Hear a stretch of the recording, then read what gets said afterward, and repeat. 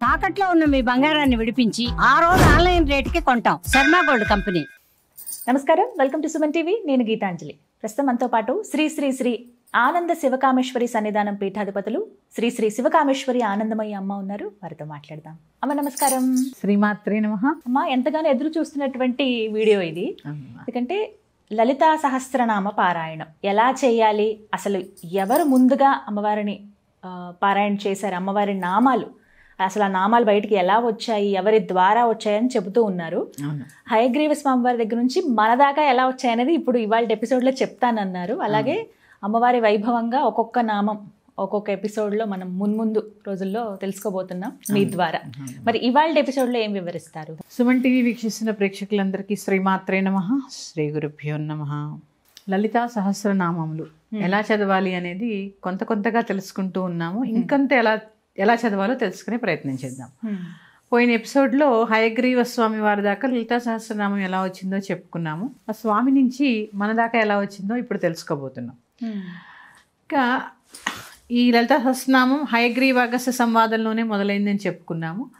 స్వామివారు అన్నీ చెప్తున్నారు. హయగ్రీవ స్వామి వారికి వారాహి సహస్రం చెప్పారు, శ్యామలా సహస్రం చెప్పారు, ఇంకా కొన్ని గుప్తమైనటువంటి స్తోత్రాలు చెప్పారు, అన్నీ చెప్పారు అమ్మవారికి. కానీ ఈ లలితా సహస్రనామాన్ని ఆయన ఎంత ఎదురు చూస్తున్నా ఆయన బోధించడం లేదు.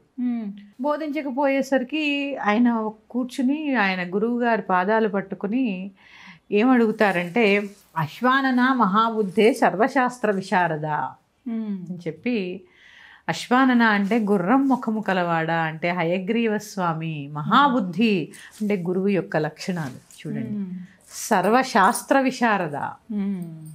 ఈవేళ మనం ఇంత తెలిస్తే ఇంత అనుకుంటాం. హయగ్రీవ స్వామి వారు అంత తెలిసి లలితా సహస్రం చెప్పాలంటే అమ్మ పర్మిషన్ కోసం ఎదురు చూస్తారు ఆయన. అది చూడండి ఎంత ఉందో. ఇక్కడ కూడా అగస్త్యులు ఏమడుగుతున్నారు, ఓ స్వామి సకల శాస్త్ర విశారద, ఒక గురువుకి ఎన్ని లక్షణాలు ఉన్నాయో అన్నీ ఉన్న స్వామివి కదా నువ్వు, మరి ఎందుకు నాకు ఈ లలితా సహస్రనామాన్ని బోధించడం లేదు అని బోరుని ఏడుస్తాడు.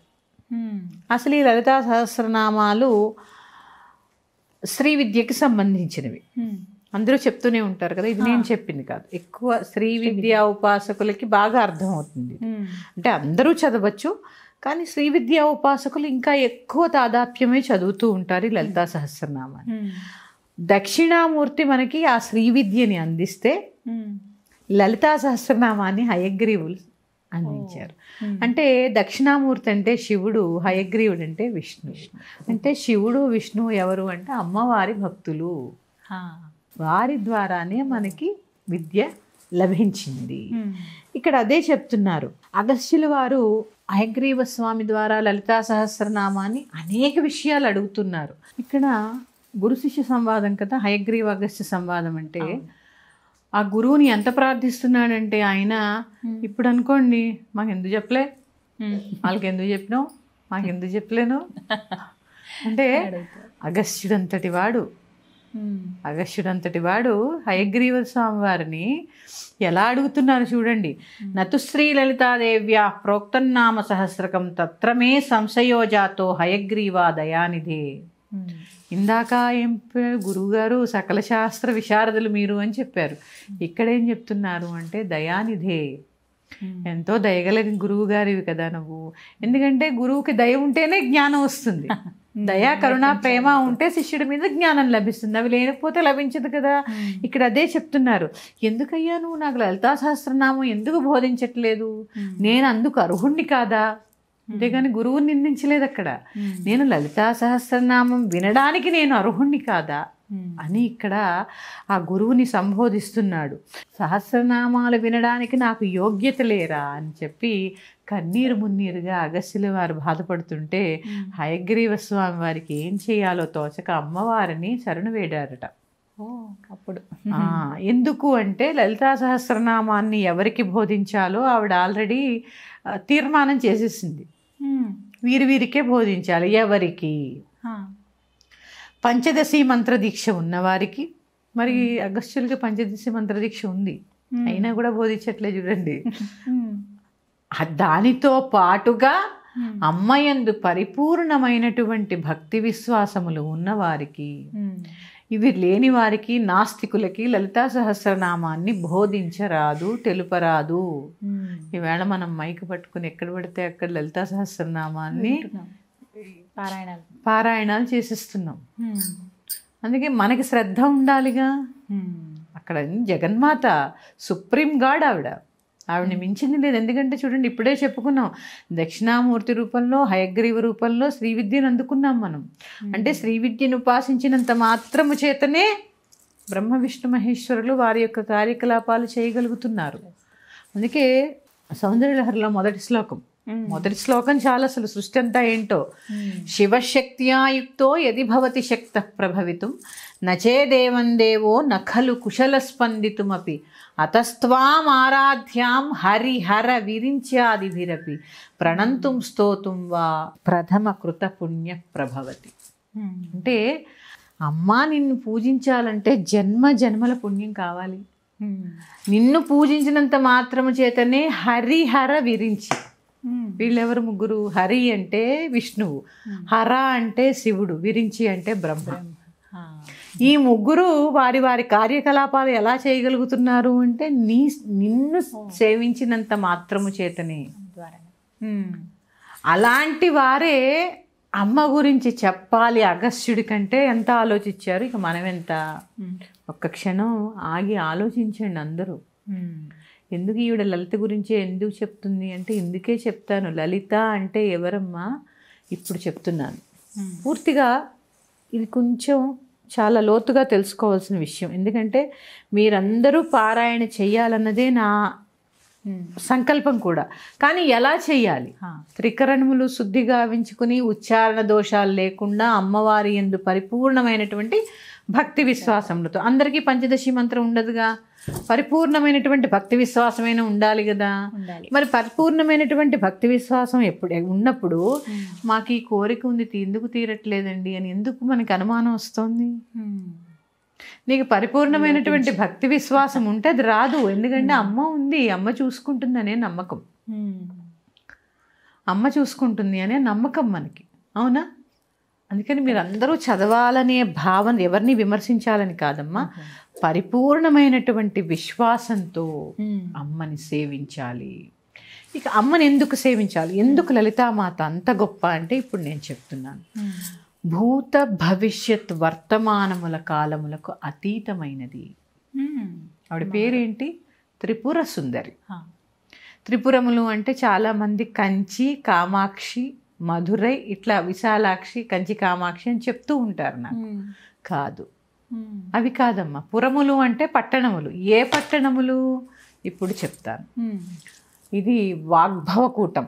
శిరస్సు నుంచి కంఠము వరకు వాగ్భవకూటం, కంఠము నుంచి కటిభాగం వరకు కామరాజకూటం, కటిభాగం నుంచి కింద వరకు శక్తికూటం. ఇవి 3 పురములు. ఈ 3 పురాలని పాలిస్తూ నీ సహస్రార చక్రం అనే మణిద్వీపములో ఉంటుంది. ఇచ్ఛాశక్తి, జ్ఞానశక్తి, క్రియాశక్తి. ఇచ్ఛాశక్తి అంటే ఏంటి? ప్రతిదీ కావాలనే కోరిక.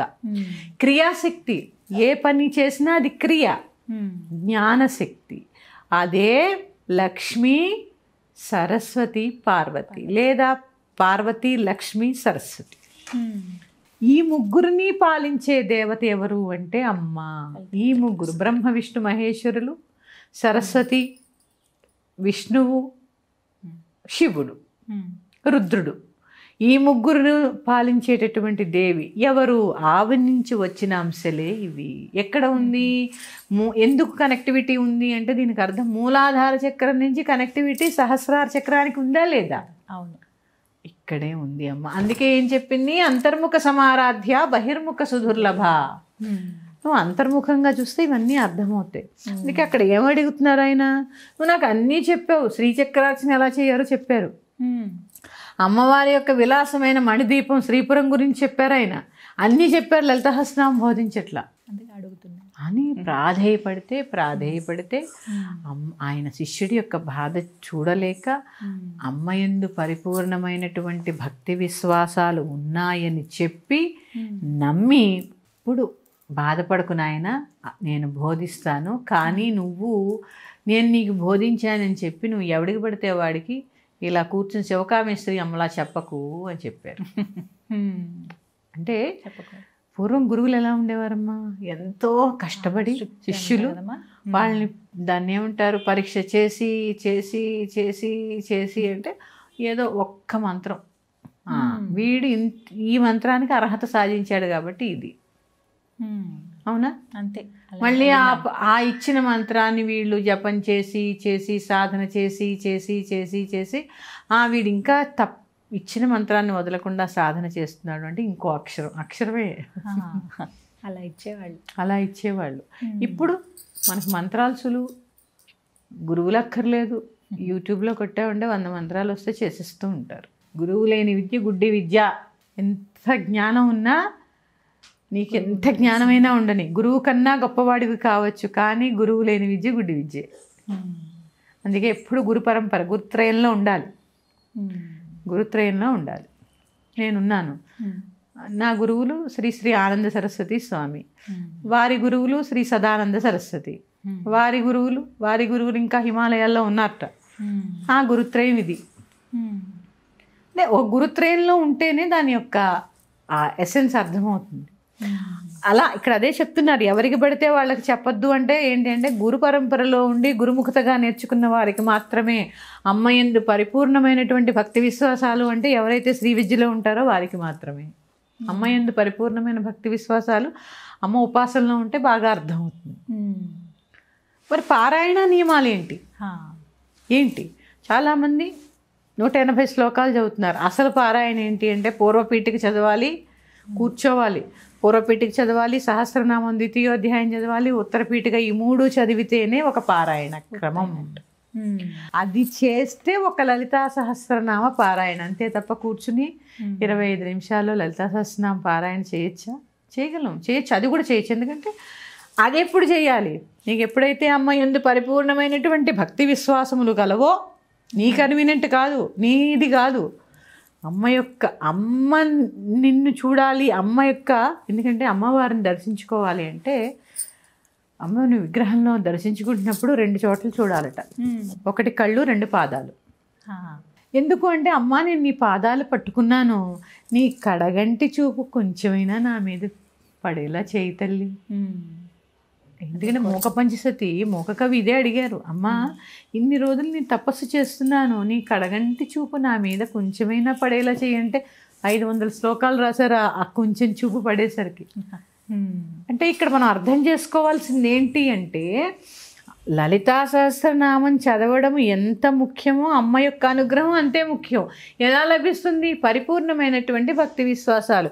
నేను ఇప్పుడు లలిత చదువుతున్నాను, ఈ నామాలు చదువుతున్నప్పుడు అమ్మ అక్కడే ఉంది, నా సహస్రనామం అమ్మ వింటోంది, ఈ ప్రతి నామం ఆవిడ చెవిని చేరుతోంది. శ్రీమాత, శ్రీ మహారాజ్ఞి, శ్రీమత్ సింహాసనేశ్వరి, ఎంత బాగుంది.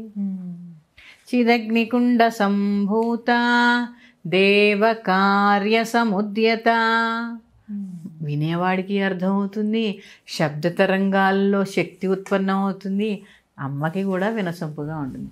లేదా శ్రీమాత, శ్రీ మహారాజ్ఞి, శ్రీమత్ సింహాసనేశ్వరి, చిదగ్నికుండ సంభూత దేవకార్య సముద్యత, ఉద్యద్భాను సహస్రాభ చతుర్బాహు సమన్విత. ఇప్పుడు ఎలా చదవాలో నేను చెప్పాను, ఇప్పటి వరకు ఎవరు చదవాలో చెప్పాను, ఎలా చదవాలో చెప్తా వినండి. లలితా సహస్రనామాన్ని మనకి వసిన్యాది వాగ్దేవతలు అందించారు. వసిని, కామేశ్వరి, మోదిని, విమల, అరుణి, జయని, సర్వేశ్వరి, కౌళిని. ఈ 8 మంది అష్టమాతృకలు, ఎవరో కాదు, ఈ 8 అష్టమాతృకలే వసిన్యాది వాగ్దేవతలు. ఈ వసిన్యాది వాగ్దేవతలు లలితా సహస్రనామాన్ని అందించారు అంటే లలితా సహస్రనామం చదువుతున్న ప్రతి ఒక్కరికి గురువులే కదా. మరి గురువు స్మరణ చెయ్యాలా వద్దా? ఖచ్చితంగా చేయాల్సిందే. ఇప్పుడు లలితా సహస్రనామం గురువులు లేనిదే మన దగ్గరికి ఎలా వచ్చింది కదా, వారి ద్వారానే కదా ముందు స్మరించాల్సింది. అందుకే శ్రీమాత దగ్గరికి వెళ్ళిపోకుండా మొదట్లోనే ఇస్తారు, పుస్తకంలో కూడా ఇస్తారుగా. అస్య శ్రీ లలితా సహస్రనామ స్తోత్రమాలా మంత్రస్య వసిన్యాది వాగ్దేవతా ఋషయః. ఇది గురుస్థానం.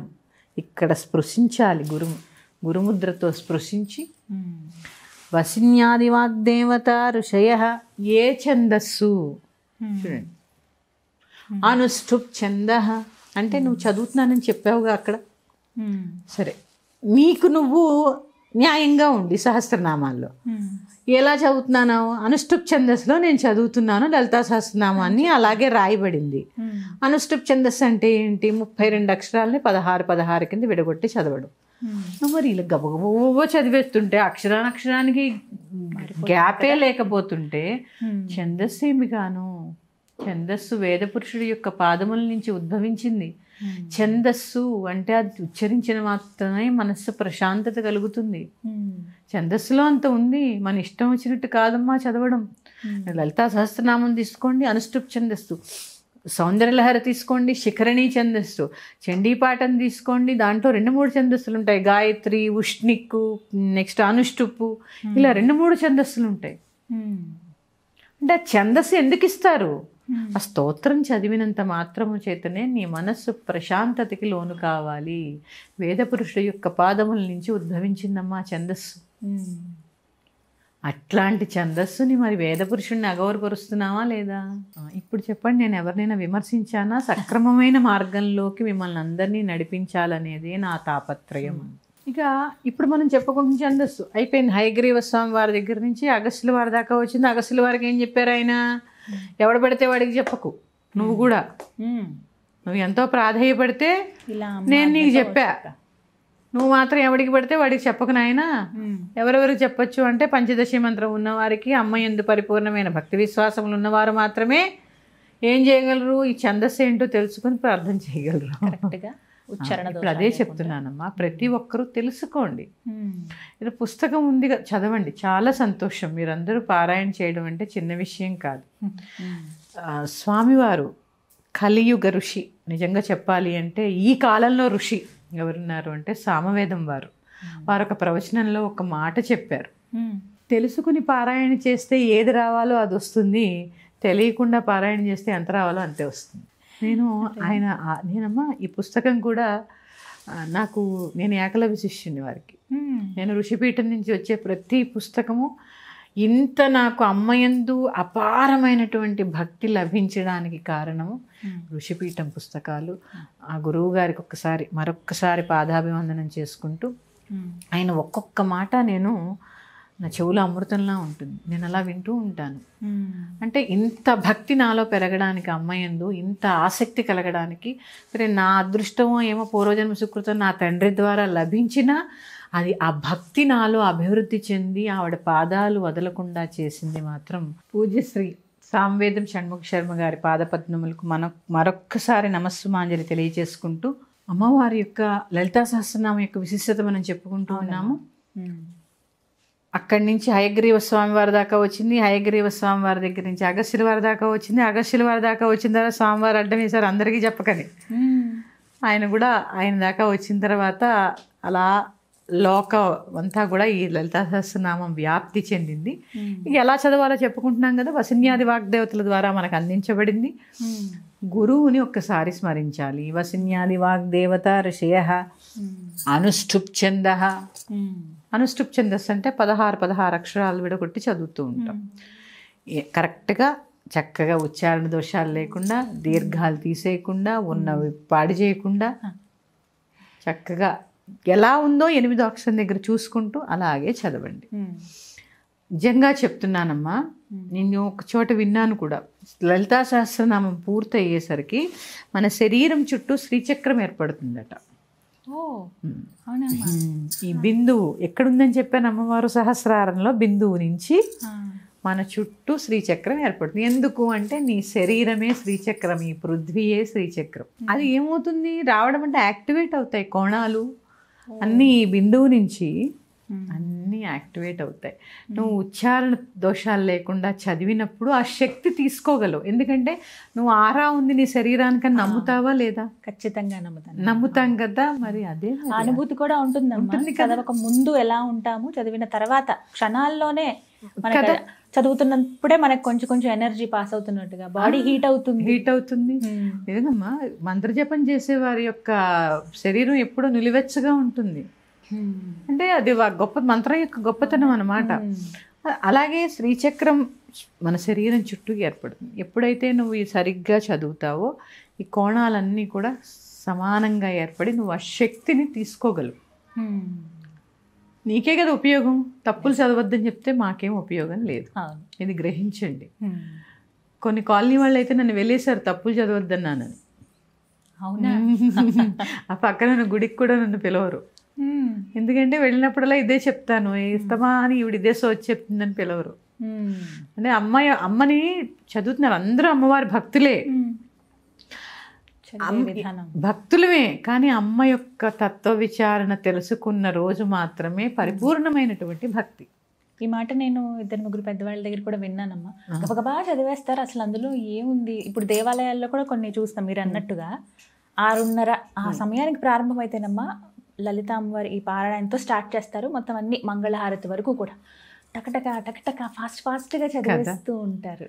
1,00,000 బిల్వాలతో పూజ చేస్తారు. ఎందుకంటారు 1,00,000 బిల్వాలు ఆయన అడిగారా? ఎందుకు చేస్తారు తెలుసా? కనీసము ఒక్క బిల్వపత్రమైనా నువ్వు త్రికరణ శుద్ధిగా సమర్పిస్తావరా అని ఎదురు చూస్తూ ఉంటాడు భగవంతుడు. అందుకని నువ్వు 1000 సార్లు పారాయణ చేయడము, 1000 స్తోత్రాలు చదవడం వల్ల ఏం ఉపయోగం లేదమ్మా. ఒక్క స్తోత్రాన్ని త్రికరణ శుద్ధిగా పట్టుకోండి, ఒక్క దేవతని త్రికరణ శుద్ధిగా పట్టుకోండి, అందరు దేవతలు అందులోనే కనిపిస్తారు. ఇందుకే ఇదే పంచాయతన పూజ ఎందుకు పెట్టారమ్మా? నీకు ఏ దేవత ఇష్టమో శంకర భగవత్పాదులు పంచాయతనం పెట్టారు కదా. గాణాపత్యము అంటే సరళమైన భాషలో చెప్పుకుందాం. గణపతి, సూర్యుడు, శివుడు, విష్ణువు, ఆదిత్య అంబికా విష్ణు, గణనాథ మహేశ్వర. ఆదిత్యుడు అంటే సూర్యుడు, అంబిక అంటే అమ్మ, విష్ణు అంటే విష్ణువు, గణనాథ మహేశ్వర, గణపతి శివుడు. పంచాయతనం. నీకు ఏ దేవత ఇష్టమైతే ఆ దేవత మధ్యలో ఉంటారు. మిగిలిన దేవతలు నైరుతిలో గణపతి, ఈశాన్యంలో శివుడు, ఇట్లా వాయువ్యంలో విష్ణు, ఇట్లా అది ఏవో కొంచెం నేనేమన్నా అటు ఇటుగా చెప్పిన 4 మూలలో 4 దేవతలు ప్రధాన దైవం మధ్యలో ఉంటారు. ఇది పంచాయతనం. ఇప్పుడు సందర్భం వచ్చింది కాబట్టి చెప్తున్నాను. ఇంట్లో దేవుళ్ళు ఇంతే ఉండాలి అంతే.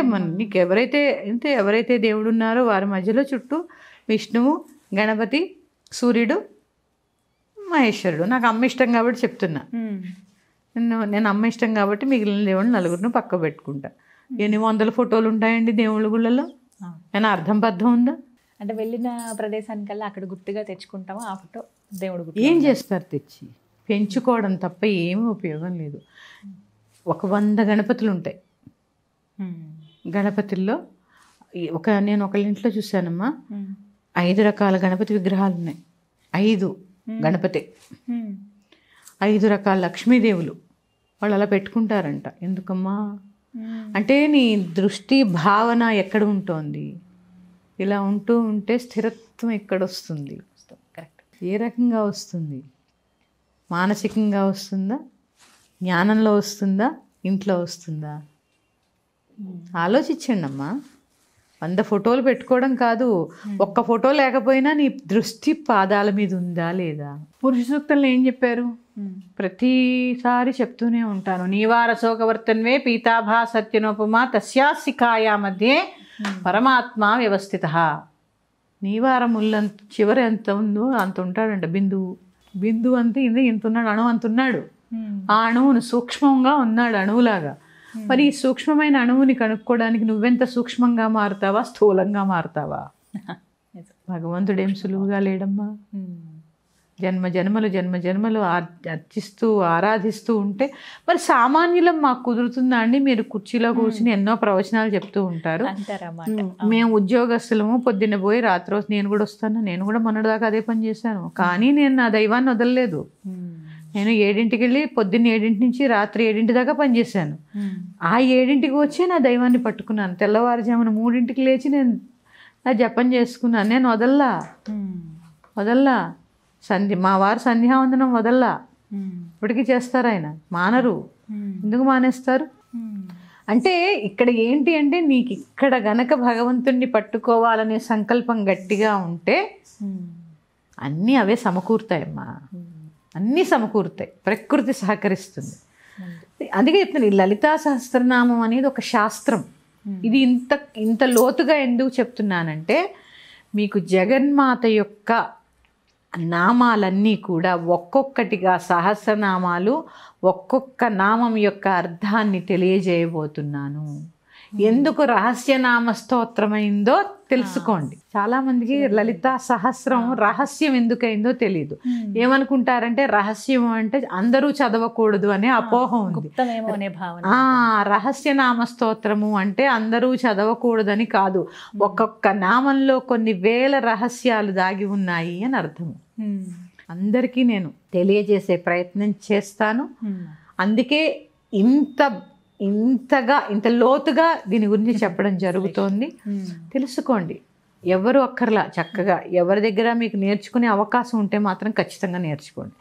అలా అవకాశం లేని పక్షంలో సామవేదం వారు చదివినది, తర్వాత చెర్లేకరే బ్రదర్స్ వాళ్ళు కన్నడలో వేదం నేర్పుతూ ఉంటారు. కర్ణాటక వేద పండితులు. అంటే ఉచ్చారణ దోషాలు లేకుండా ఉన్నవి ఇట్లా 1-2 ఉన్నాయి. అవి చూసి విని నేర్చుకునే ప్రయత్నం చేయండి తప్పకుండా. కానీ ఏమాత్రం అవకాశం ఉన్నా గురువు లభిస్తే చక్కగా గురుముఖతగా నేర్చుకోండి లలితా సహస్రనామాలు. ఆ గురువు చెప్తున్నప్పుడు రోమాలు నిక్కబొడుచుకుంటాయమ్మా. లలితా సహస్రనామం అంత గొప్పది. అంటే నేను దేవి భక్తురాల్ని కాబట్టి కాదని చెప్పట్లే, మీరు అందరూ తరించాలని చెప్తున్నాను నేను. ఈ చెప్పాను. ఇప్పటిదాకా మనం ఏం చెప్పుకున్నాం? హైగ్రీవ్ నుంచి అగస్సుకి, అగస్సుల నుంచి మనకి వచ్చేసింది. ఎలా చదవాలి? గురువుల్ని గుర్తు చేసుకోవాలి, ఛందస్సు ఏంటో తెలుసుకోవాలి. ఆ తర్వాత ఏం చేయాలి? ప్రతి పుస్తకంలో పంచపూజలను ఇస్తారు. అవునమ్మా, సహస్రనామం చదివే ముందు ఖచ్చితంగా పంచపూజలు చదువుకోవాలి. ఇవి ఏంటి అనేది చెప్తాను చూడండి. మామూలుగా మనం చేత్తో వేస్తే సమర్పయామి అంటాం, కానీ అక్కడ మాత్రమే కల్పయామి అని ఉంటుంది. అవునమ్మా, పరికల్పయామి అని ఉంటుంది. అంటే మానసికంగా నేను నిన్ను అర్చిస్తున్నాను. ఈ భౌతికంగా చేసే పూజ కంటే కూడా 100 రెట్లు ఫలితాన్ని ఇచ్చేది మానసిక పూజ. లం పృథ్వీ తత్వాత్మనే గంధం కల్పయామి నమః. ఇక్కడ ఏం చేస్తాం? ఇంత గంధం పౌడర్ తీసి అలా వేసేస్తాం. అదే కల్పయామి అని భావించుకున్నప్పుడు చక్కగా నువ్వే గంధం నూరినట్టు ఆ గంధం తీసుకుని అక్కడ అమ్మవారు కూర్చుంటే నువ్వు లేపనం చేసినట్టు. అంటే భావన, ఆ భావన రావాలనే పెట్టారు అక్కడ. అందుకే ఏం చెప్పారు? లలితా సహస్రం గురించి చెప్తున్నాం కదా. అష్టోత్తర శతనామం వాళ్ళు ఒక నామం ఉంటుంది, భావనామాత్ర సంతుష్ట హృదయాయై నమో నమః. నువ్వు ఎంత భావన చేస్తూ త్రికరణ శుద్ధిగా అంత భావిస్తే అంత తృప్తి చెందుతాను నేను అని చెప్పడం జరిగింది అమ్మవారు.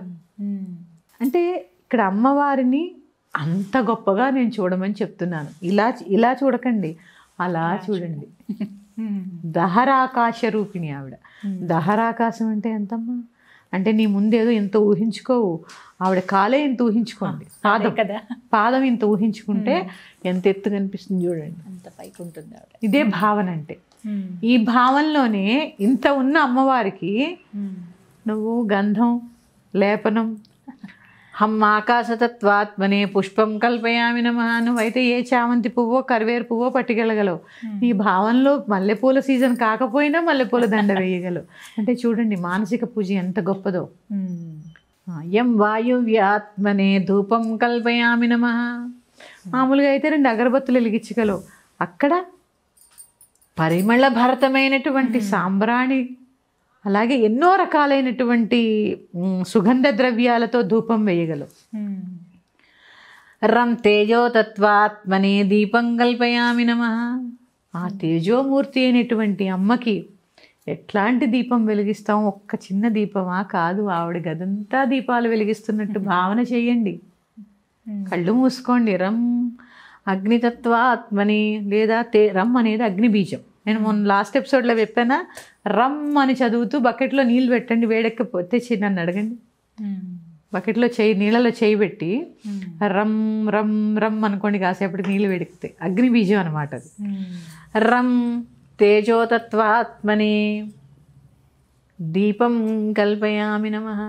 అప్పుడు ఏం 1 ఒత్త 2 ఒత్త 30 ఒత్తులా కాదు, 1000 ఒత్తులతో 1,00,000 ఒత్తులతో దీపం వెలిగించుకోండి. 1,00,000 ఒత్తులు నోము చేయండి అక్కడ. మానసికంగా చేయగలవు. దీనికి రూపాయి ఖర్చు లేదమ్మా. ఇక ఆఖరిది వం అమృతతత్వాత్మని. వం అనేది జలబీజం, జలం అమృతం. అందుకే ఒక గ్లాస్ తాగగానే ఆకలి కూడా కంట్రోల్ అయిపోతుంది. ఎట్లాంటి నివేదన నువ్వు ఇక్కడ చేస్తే పులగ ఉండగలవు, పరమాన్నం ఉండగలవు. అదే అక్కడ పెడితే ఈ వేడి వేడి నివేదనలు ఎన్ని పెట్టగలవు? లడ్డూలు, బూందీలు, ఈ గారెలు, ఊరెలు, పరమాన్నాలు ఎన్ని చేయగలవు? ఇంత భావనతో అమ్మ ఈవేళ మన ప్రేక్షకులందరికీ నేను చెప్పినట్టు ఒక్క రోజు చక్కగా మానసిక పూజ చేసి చూడండి, ఎంత బాగుంటుందో.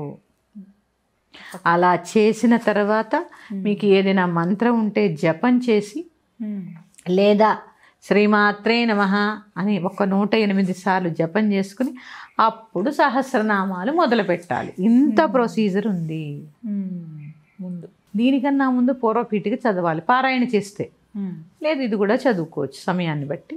రెండవ ద్వితీయ అధ్యాయం చదివినప్పుడు చక్కగా ఇవి చేసుకొని అప్పుడు పారాయణలోకి రండి. ఆ పారాయణ కూడా ఎంత స్లోగా చేయొచ్చు అనేది ఒక్కొక్కటిగా వివరించే ప్రయత్నం నేను. ఒక్కొక్క నామం తెలియజేస్తారమ్మా? ఒక్కొక్క నామం 1000 నామాలకి అర్థం తెలియజేస్తాను. చాలా సంతోషం. చాలా ఎపిసోడ్స్లో చాలా వీడియోస్ అవుతాయి. సుమారుగా 1000 వీడియోస్ అవుతాయి. 1000 ఒక నామం 5 ఎపిసోడ్లు అవుతాయి. ఒక నామం ఇప్పుడే చెప్పాను కదా, రహస్య నామ స్తోత్రం. శివకామేశ్వరాంకస్త శివ స్వాధీన వల్లభ. ఆ నామం 5 ఎపిసోడ్లు అయ్యాయి. 5 ఎపిసోడ్లు అవుతాయి. శ్రీమాత, శ్రీ మహారాజ్ఞి. చూడండి అమ్మ, మళ్ళీ అమ్మ ఏమైంది? రాణి కింద మారింది. శ్రీమత్ సింహాసనేశ్వరి, మళ్ళీ రాణి సింహాసనం ఎక్కి కూర్చుంది. అంటే అమ్మ నుంచి సింహాసనం దాకా ఎలా వెళ్ళింది ఆవిడ? ఇదంతా తెలుసుకునే ప్రయత్నం చేద్దాము. తప్పకుండా ఇది విని ఇప్పుడు నేను చెప్పినప్పటి నుంచే నా అమ్మను అక్కడ ఊహించుకోండి. చిన్నగా ఫోటోలో కాదు, దహరాకాశరూపిణ్యై నమో నమః అంత ఎత్తుగా ఊహించుకోండి అమ్మని. ఏదో చిన్నగా కాదు, చక్కగా కళ్ళు మూసుకోండి. దీని ముందు ఇంకో విషయం చెప్పడం మర్చిపోయాను. ధ్యాన శ్లోకములు. ఈ ధ్యాన శ్లోకములు దాని పేరే ఏంటమ్మా? ధ్యాన శ్లోకం. ధ్యాన శ్లోకం మళ్ళీ చెప్పండి, రిపీట్ చేయండి. ధ్యాన శ్లోకం. ధ్యాన శ్లోకాలని ధ్యానించి చేస్తున్నావా? ప్రతి సహస్రనామానికి ధ్యాన శ్లోకాలు ఎందుకు ఉంటాయి తెలుసా?